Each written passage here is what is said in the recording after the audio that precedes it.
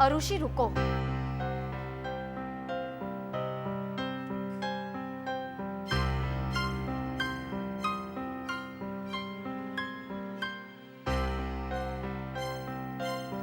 यूं कुछ भी बोलकर तुम निकल जाओगी, ऐसा मत सोचना।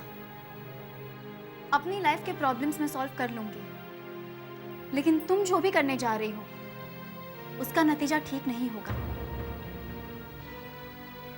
तुमने कहा कि किसी को हमें फोन करने से रोकना हमारे हाथ में नहीं है। अग्रीड, लेकिन किसी का फोन उठाना या नहीं, उससे बात करना या नहीं, ये तो हमारे हाथ में है ना। राकेश ने कहा कि वो कॉफी शॉप में तुम्हारा इंतजार कर रहा है।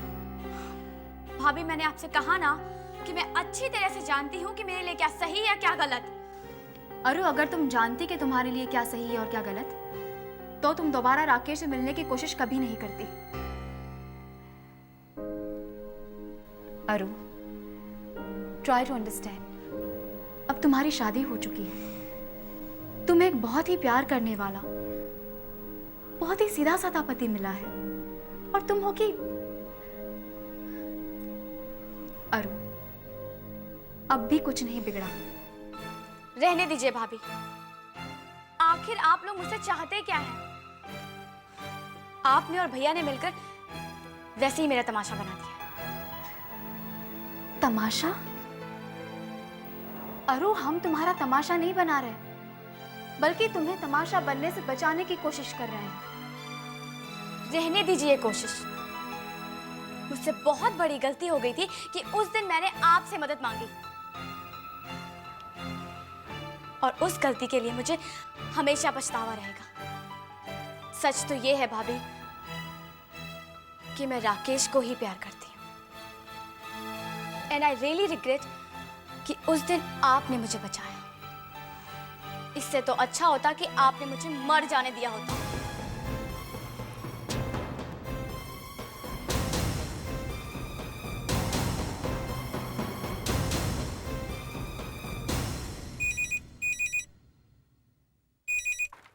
Hello Shekhar, are you busy? हाँ जी, पर बताओ क्या बात है। घर कब आ रहे हो तुम? शायद थोड़ी देर लग जाएगी, but what is it, what happened? Shekhar, Arushi बाहर गई है और वो राकेश से मिलने गई है। व्हाट? हाँ, she is still in touch with him, और ये बात मुझे आज ही पता चली है। वो उससे कॉफी शॉप में मिलने वाली है। शेखर, अगर उसके ससुराल वालों ने देख लिया तो? I am scared Shekhar. तुमने उसे रोका क्यों नहीं? मैंने कोशिश की, लेकिन शेखर तुम ही कुछ करो ना। Let it be. आरुषि भी बच्ची नहीं है, जो करती है उसे करने दो। अगर इतना सब कुछ हो जाने के बावजूद भी वो कर रही है तो उसी की वजह से माने तुम्हें इतना सुना था ना।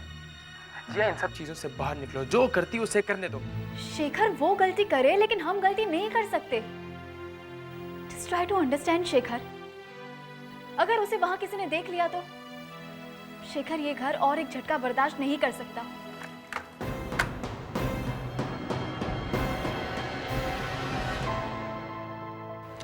पर मुझे पता था तुम जरूर आओगी। मैं जानता हूं तुम भी मेरे बगैर नहीं रह सकती। अरु, तुम आज बहुत सुंदर लग रही हो, एंड आई होप कि तुम मुझसे कभी अलग नहीं होगी। अरु, let's go somewhere else. Rakesh, ये क्या कर रहे हो? I am sorry. अरु, अच्छा यही होगा कि हम मेरे घर पे ही मिले। वहां हम दोनों के अलावा कोई नहीं होगा, सिर्फ मैं और तुम। अरु, अरु, याद है तुम्हें हम कॉलेज से कैसे भाग के वहां जाते थे? वो बारिश में तुम्हारे हाथ के पकौड़े। अरु, अरु, मैं तुम्हें नहीं भूल सकता। मैं तुम्हारे बगैर नहीं जी सकता।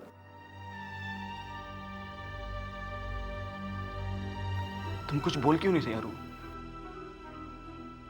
कहीं ऐसा तो नहीं कि तुम अपने पति के साथ खुश हो और मुझे भूलने की कोशिश कर रही हो? पागल हो गए हो राकेश।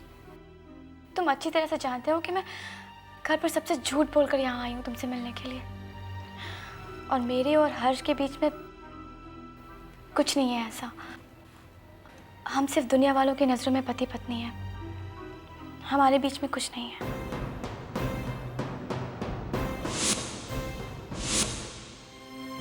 मुझे पता था तुम आई नहीं और के अलग है और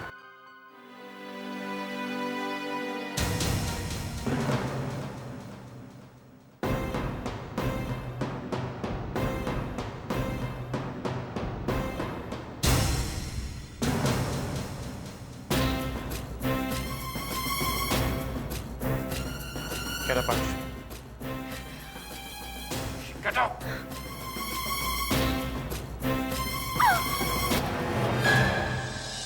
आरू कहीं नहीं जाएगी। Shut up! तुमसे मैं बाद में निपटूंगा। तुम्हें तुम्हारे किए की सजा मैं जरूर दूंगा। किस बात की सजा देंगे आप? हाँ, प्यार करने की? वो शिट, प्यार का मतलब ही जानते हो तुम? आइंदा तुमने आरुषि को कांटेक्ट करने की कोशिश की तो I won't leave you.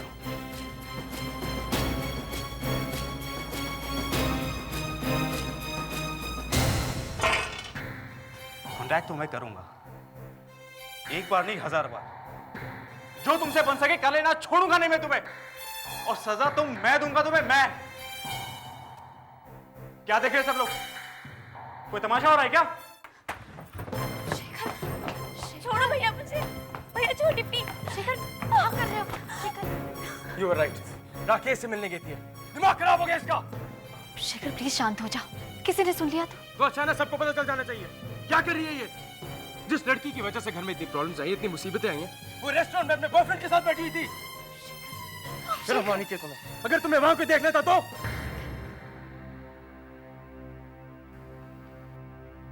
बुलाओ माँ को, बुलाओ बाबा को। उन्हें भी पता चलना चाहिए कि उनकी लाडली क्या गुल खिला रही है। माँ! शेखर माँ! प्लीज प्लीज प्लीज यहाँ कोई हंगामा मत खड़ा करो। हंगामा तो तब होता अगर हर शख्स कोई और इसे वहां देख लेता तो। Shekhar Lost it! शेखर शेखर छोड़ो प्लीज। अरु अरु तुम अपने कमरे में जाओ, उनको। She's gone. Now. Shekhar please चुप हो जाओ, वो छोटी है, कहीं कोई गलत कदम उठा लिया तो। I don't care. Shekhar please देखो, चलो मेरे साथ, इससे पहले कि बाबा या कोई आ जाए। लेट्स गो, चलो शेखर। शेखर प्लीज। शेखर जिया, तुम्हें मुझे इस तरह नहीं रोकना चाहिए था। आ जाने देती माँ को, आ जाने देती बाबा को। माँ ने इसी आरुषि की वजह से तुम्हें इतना सुना था ना। शेखर शेखर घर में वैसे ही इतने सारे प्रॉब्लम्स हैं। अगर माँ बाबा को आरुषि की ये बात भी पता चल जाती तो उसके लिए कितने प्रॉब्लम्स खड़े हो जाते। जिया, तुम्हारी यही अच्छाई तुम्हें इतनी मुसीबतों में डालती है। जिस आरुषि के बारे में तुम इतना सोच रही हो, उससे तुम्हारी परवाह भी है? शेखर ऐसी बात नहीं है, it's just rush of emotions. हाँ, हमने तो कभी प्यार ही नहीं किया, हमारे अंदर तो कभी इमोशंस दौड़े ही नहीं। तुम हरी के बारे में इतना सोचती है, और वो आरुषि, आई कांट बिलीव कि आरुषि इतनी सेल्फिश निकलेगी। मैं माँ बाबा को सब कुछ बता दूंगा, आगे वो जाने, उनका काम। नहीं शेखर, शेखर तुम ऐसा कुछ नहीं करोगे। जी आरुषि अब बच्ची नहीं रही। अगर उसने गलती की है तो उसे बताना जरूरी है कि वो गलत है, और दोबारा उसकी कोई भी गलती बर्दाश्त नहीं होगी। मैंने सोच लिया, इस बारे में बाबा से बात करूंगा। शेखर प्लीज, मेरी खातिर प्लीज इस बात को हम दोनों तक ही रहने दो, मेरे लिए। शेखर मैं आरुषि को समझाऊंगी। तो समझ जाएगी। जी अगर उसने समझना होता तो अब तक वो समझ गई होती। जी कब तक इस घर परिवार की झूठी जिंदगी में जीते रहोगी तुम? इससे बाहर आओ। जिसे तुम्हारी फिक्र नहीं, उसकी फिक्र करना छोड़ दो तुम। बस जिया, बहुत हो गया। बहुत कर लिया तुमने इस घर के लिए, बहुत कर लिया हम सब के लिए। अपने बारे में सोचो, अपनी जिंदगी जियो। शेखर, मैं चाहूं तो भी अपने आप को नहीं बदल सकती। शेखर, अरु इस वक्त बहुत डेलिकेट मोड पर है। अगर उसके साथ सख्ती बरती ना तो अंजाम कुछ भी हो सकता है। एंड शेखर, माँ बाबा आर गेटिंग ओल्ड, इसलिए जरूरी है कि हम उनकी रिस्पॉन्सिबिलिटीज अपने ऊपर लें। शेखर, मैं आरुषि को समझाऊंगी, वो समझ जाएगी।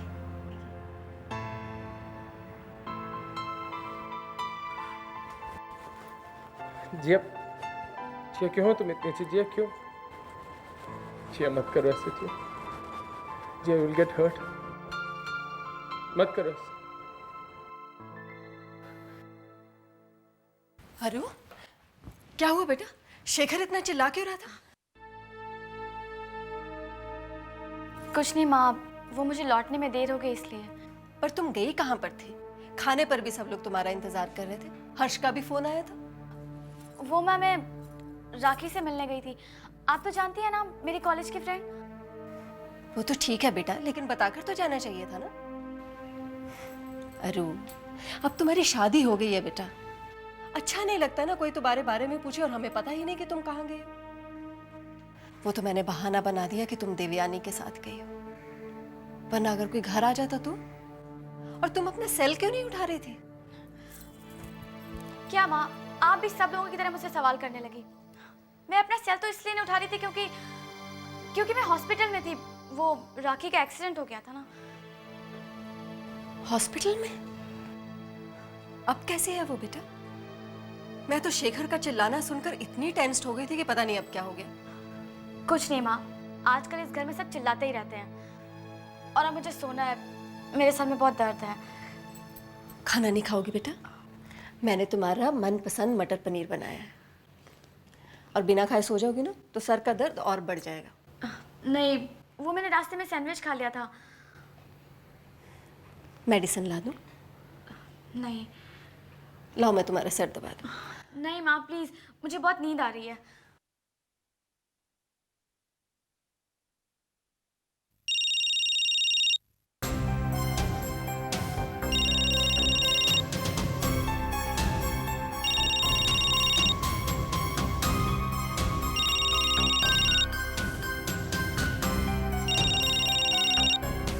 हर्ष का फोन है। लगता है उसका मन भी तुम्हारे बगैर नहीं लग रहा। बात कर लो उससे, तुम्हारा अब सर दर्द भी ठीक हो जाएगा।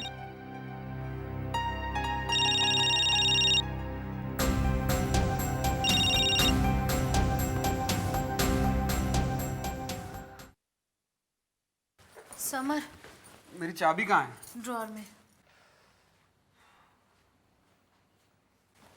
और फाइल? मुझे क्या पता?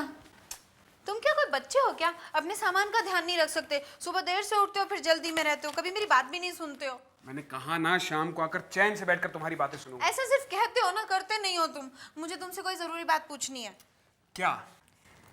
तुम ऑफिस जाते वक्त मुझे देख के मुस्कुराते हो। क्या?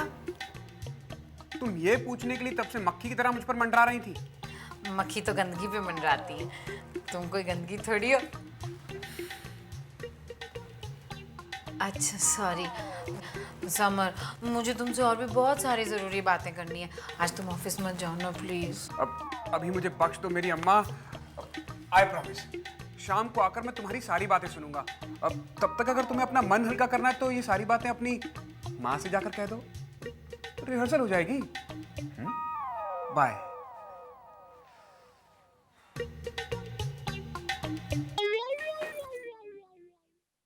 गोरख! अरे केशव दादा, कितना मोटा गए आप। हमारे इससे खाना भी आप ही खा लेते थे क्या? अच्छा, अरु दीदी की शादी ठीक से हो गई ना? अच्छा दादा, एक बात बताइए, ये घर में कोई है नहीं क्या? इतना सन्नाटा क्यों है? यहाँ कुछ ठीक नहीं है। अच्छा वो तो आया। बाबूजी की तबीयत तो ठीक है ना? और जिया दीदी? जिया भौजी ठीक नहीं है। तो अंदर तो चल, मैं सब कुछ बता देता हूँ। चल।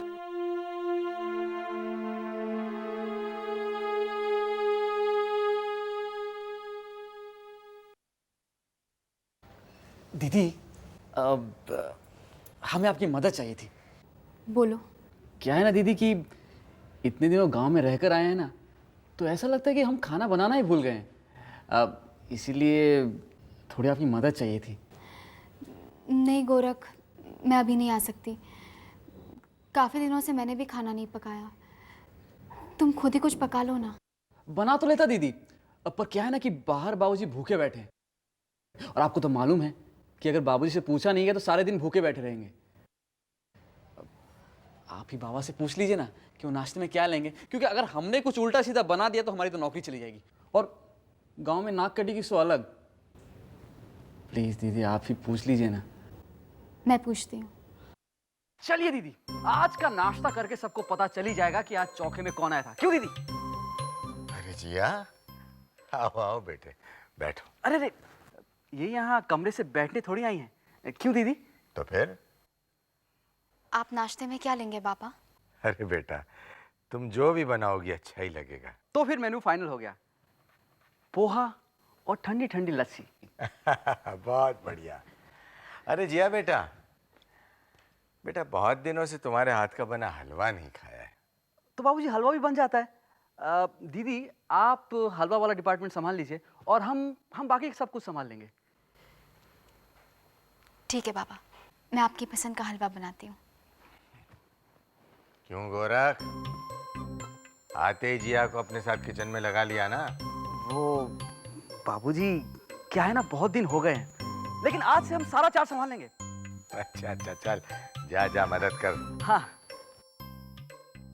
इस बार जब हम गांव गए ना तो लोगों ने हमको कहा कि हम लगान के आमिर खान दिखते हैं। वो जो भुवन था ना, वो दिखते हैं हम।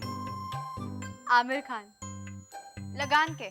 हाँ, हंसिए मत आप, आमिर खान नहीं दिखते हम।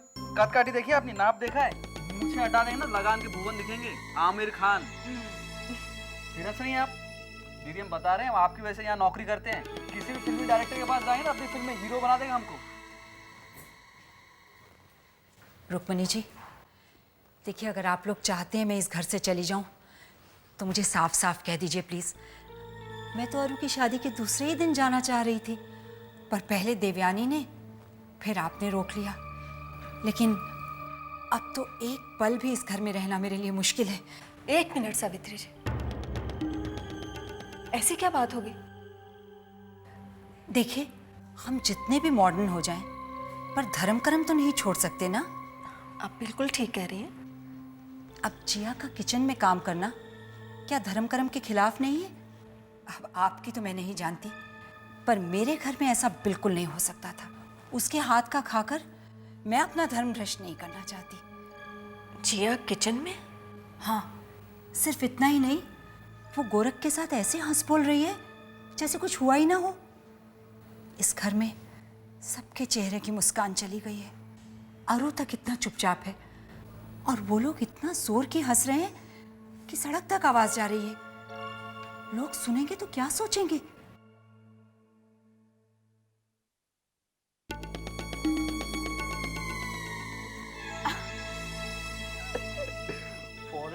वीडियो जल जाएगा।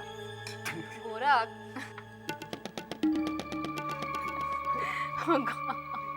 तुम भी ना, तुम्हारे गांव में देखा? तुम्हारे जैसे ही लोग हैं। कैसे हंसी ठट्ठा हो रहा है, वो भी इस माहौल में। पता नहीं कैसे देख रही हैं आप ये सब। तुमने बनाई है गोरख, तुम्हें बता। जिया,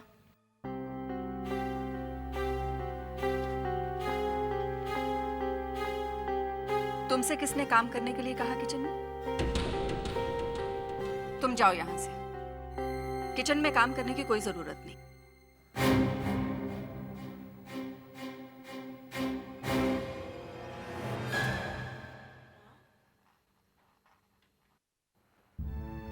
मेरा मतलब तुम थक गई होगी, जाकर आराम करो। मैं आराम कर करके थक गई हूँ माँ।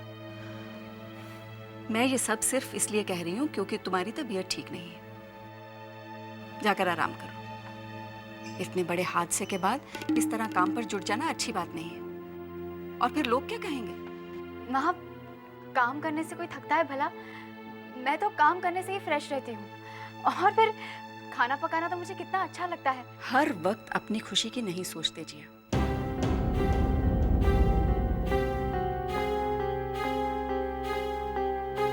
ठीक है माँ, मैं कोई काम नहीं करूंगी, बस यहाँ खड़ी रहती हूँ। ये गोरख भी ना इतने मसाले डालता है कि मैं तो कहती हूँ कि अगर तुम यहाँ पर खड़ी रही ना तो सारे मसाले तुम्हारे फेफड़ों में भर जाएंगे। इसलिए तुम जाओ और जाकर आराम करो। गोरख, साहब के नाश्ते का क्या हुआ? हाँ माँ जी, बस मैं सर्व कर देती हूँ। जिया, गोरख कर लेगा ना, तुम बेकार में क्यों परेशान हो रही?